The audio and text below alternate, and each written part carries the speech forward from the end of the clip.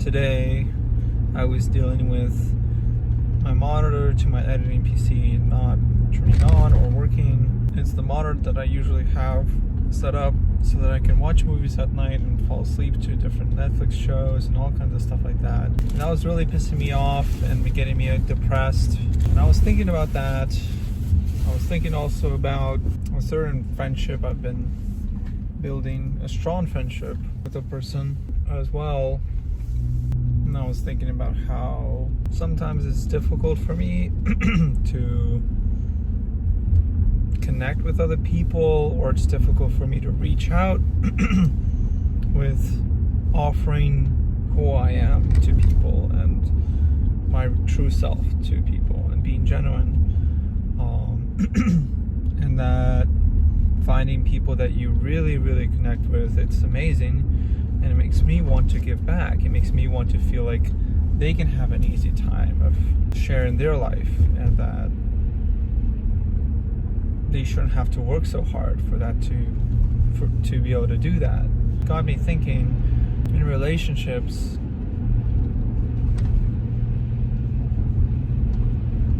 we ask people about different things so that we can find out the person's personality and character through their preferences and tendencies, and how they respond to different things tells you about the person. Well, it also tells us about ourselves, how we respond to loss and gain of different things in life. Maybe, like with this example, me losing the ability to use that computer for what I enjoy using the computer for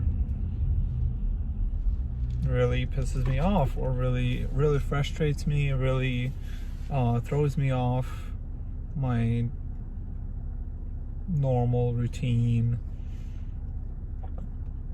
It F's with me. So a good way to learn about oneself and what you want in a relationship with everything in life, with people, of course, but also with your profession, with communities, even with just things or hobbies. All these things are part of life, and our relationship with them is always revealed through our emotions that come out with change with those things. Are we improving with our hobbies? Are hobbies starting to have certain aspects that we wanted, or is it gaining aspects that we don't enjoy? Those are response to things. It is crucial to discovering and learning intuition on a deep level. And that's something I was thinking about a lot today with what happened, because it was really frustrating me, and I was getting really upset today. But I was like, okay, but I can edit, on a different computer. That's okay. That's not a big deal. But then I realized, wait, I haven't listened to any music today. Maybe that's why I have a headache. I had the worst headache today, and then I was like, okay, what else can I do? So I listened to some lo-fi, and that helped. I felt better after listening to some lo-fi. And sometimes I just think so grand about what things I want to do in life, I forget to listen to myself. Because I always listen to everything around me. I watch videos of professionals talking about different things. Lately I've been really obsessed with Linus Tech Tips and what he puts out, the Scrap Wars and things like that. And I always thought that the way to go about life is to learn about how life works and to use that as your full understanding of the world use it as your basis for decision making and life choices. But life choices involve also ourselves and our response in relationship with those things that we are learning about. And oftentimes, I neglect that completely. I'm very oblivious sometimes to myself because I'm so worried about not adapting to the world around me. And sometimes it's okay to adapt. Sometimes it's okay to change. Those things will happen whether we want them or not. Our preferences will change. We can curate some of these things, I'm sure, but we can't completely control and decide where life is going to take us. Understanding our relationship with things helps avoid roadblocks and traps of obsessing over something that isn't something that we want to be obsessed with, or that would help make life better if we were obsessed with, or neglecting things that are a huge part of what makes us happy is also really bad to do. Without listening to our own emotion, we begin to walk very blindly through life. So, when dating, because any life tip always comes back to dating, it's important when you're on a date to read the responses of other people and their reactions to things, as well as your responses, emotional responses to things and situations, and understanding those. Those are always harder to really figure out and nail down because we are what we are trying to test or understand. So, of course, it will be difficult to discern what is affecting us because usually the problems that are consistent are the things that we are struggling to change or control or fix. So those problems will always elude us because clearly if something's a problem, it's something that you're bad at fixing. It would only make sense. Something that you would be good at fixing wouldn't be a problem because it would not be a problem so fast that we wouldn't call it a problem. It would just call it a logistic of living or doing things. So real problems always have to do with something that we need to change about ourselves. That is a very difficult truth to accept in life. So the reason I can't see a single car behind me is because my back wiper has been off. I understand now. You know, I find it interesting and pretty funny and ironic when people say it's important to understand as their opening statement to something important they're trying to convey. Because it's important to understand. What the heck does that mean? If you're explaining something to someone and you're trying to be short and quick about it, and you say it's important to understand, well, the person is going to try to understand their very first attempt at it when you say this thing after that.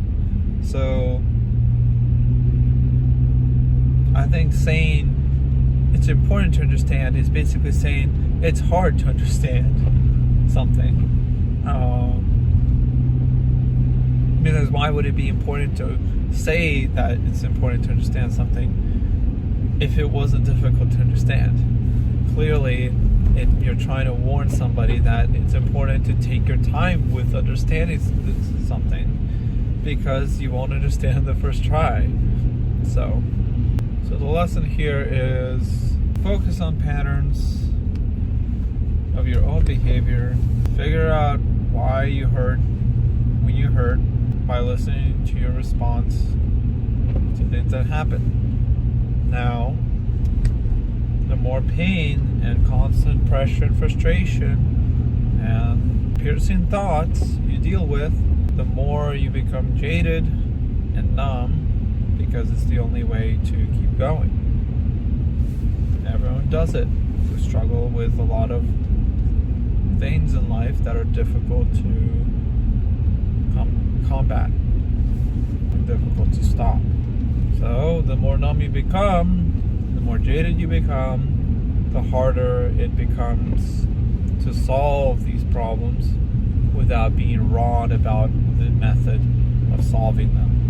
The less likely you are to find the right way of solving a problem, the more likely you are to be lost, making the problem worse, becoming therefore more jaded because the problem doesn't go away, and eventually jading up completely into very unhealthy states of mind and health, and all sorts of other things, all sorts of side effects of not being healthy mentally, of course, come with this. For those people,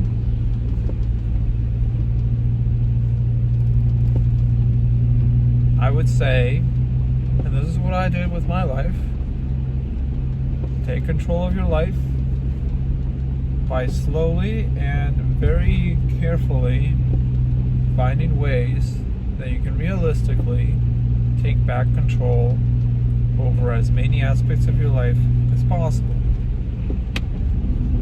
You cannot fight things that you cannot see, that you cannot control, that you cannot understand, that you cannot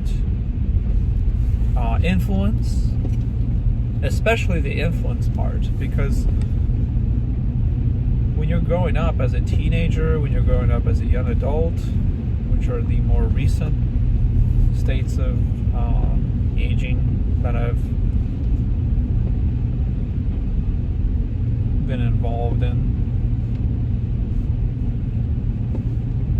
you don't have very much control over your life. You don't have money. You don't have steady income. You don't have a social network of people to talk to about and to vent with. You don't have a regular routine that you decide or control and regulate for basically anything other than possibly homework and schoolwork and some maybe extra activities. And the reason I say this is because parents are usually the ones involved in curating and organizing and running this scheduling and this organizing of your life. Until you run that organizing yourself, it doesn't count, because your input is not influencing this schedule. See what I'm getting at? You don't control the schedule. The parents control the schedule. You don't control what you can buy and can't buy. The parents control what you can buy and can't buy. You don't control what your work is and what kind of money and rate you are setting for your hour. You're not setting your hourly rate. You're not deciding your hourly rate. There are a lot of decisions that are being made for you. And the more decisions are being made for you, the less the life around you reflects you. And the more the life around you reflects other people. And you're forced to deal with their reflection. And one of the biggest curses is that when we grow up, we look in the mirror and we see other people's reflections. And we start to associate that reflection with ourselves. And we start to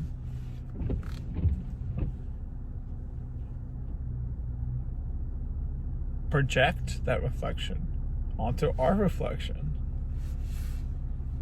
And that it can be a good thing. Yeah, it can be a good thing sometimes. it can also be a very destructive and terrible thing of losing completely sense of identity, of getting all kinds of bad habits and bad ideas about life that, without even realizing that they're not ours, that is the one that really confuses anybody. And then, not only this, but usually the things that are being reflected or that are bad are things that adults weren't able to figure out how to stop. Because anything that is not great, anything that is a flaw with your parents that is being reflected when they're adults are flaws that these parents were not able to figure out how to stop or deal with or solve for all those years that they've been alive. Imagine those problems being projected as your problems and as part of you. There is no real world in which you're going to be able to deal with that successfully and come out on top. It doesn't make sense.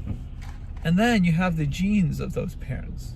So not only are those problems being reflected onto you before you've even had their lifespan to figure them out, it's also in your genes to be unable to solve those problems. So you get in this kind of crazy snowballing effect going. And it can really ruin one's life. So this is why I recommend and prescribe getting as much control over your own life as possible, so that the only reflection that you're dealing with is truly your own.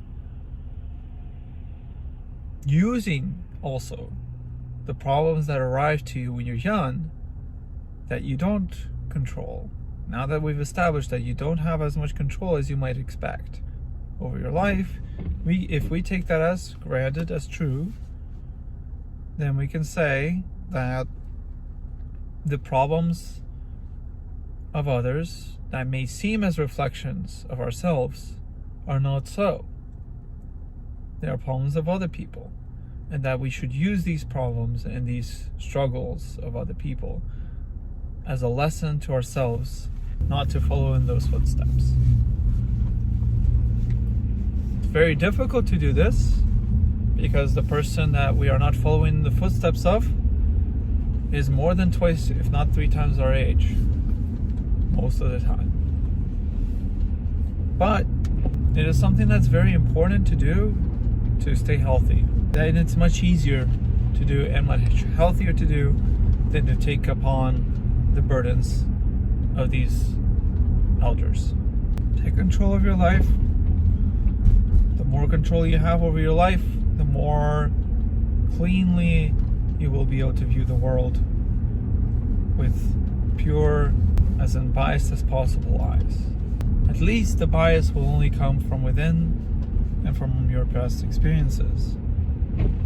The bias will no longer be of other people. This is a very important starting point for getting better. Just having control will make you feel better. I've been stuck without control for a very long time. I still feel the pressures of not having control and needing more of it quite regularly. I have to constantly remind myself lately that I am stable, my life is secured, and that I'm getting better at life and I'm improving and I am doing a good job. And telling myself that is important because it makes me cultivate my own reflection on top of just seeing my own reflection. said that we can't cultivate completely. We cannot control what happens to us and how we feel. But how we feel about things is our reflection that we must use and read as a starting point. Once that is in place, once we are healthy in that way, one can explore building on this very solid foundation. So this is what's been on my mind all this time. Today,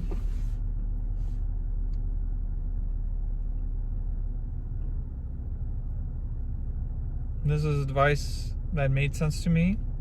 This is advice that works in my brain. Take it or leave it. That's up to you. But the reason I do these car vlogs now is not only because the reason I started doing the car vlogs is because of Nikki Nasty posting them on YouTube and me loving watching those and loving the genuine vibes and the storytelling that comes from it and the therapeutic effects of it. The reason I continue to do it is because there are many struggles that I dealt with in my life that I basically don't see anyone talking about the solutions for and their experiences for. So this is for all of you, the silent group that struggle with life and struggle with a lot of battles that go on inside. For those of you that hide in the shadows away from the world, that just want to be left alone, or that just want problems to go away. For those of you that deal with this on a regular. I don't see many videos about this kind of stuff. So here's mine. I love doing these car vlogs because they let me share about my fight. And I think my fight, and I want to believe that there's somebody out there that shares my fight, that will stumble on this video, and that this video might help them in this fight that they are dealing with, because God knows I really needed somebody during my time. And I did have some people. But having somebody really explain it in a very first-hand experience kind of way is something that I really wanted. And that's why I'm putting this here, so that what I want exists. Thanks for watching. Oxy out.